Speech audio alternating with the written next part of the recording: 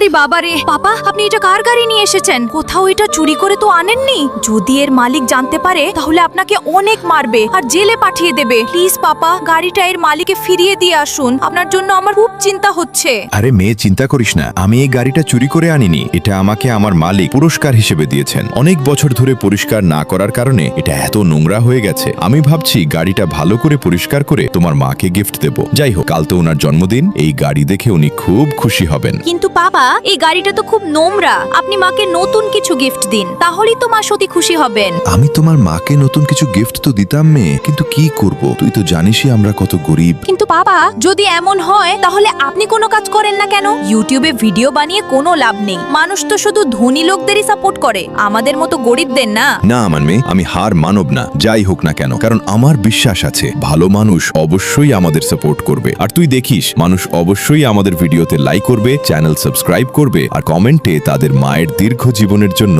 লাল heart comment করবে।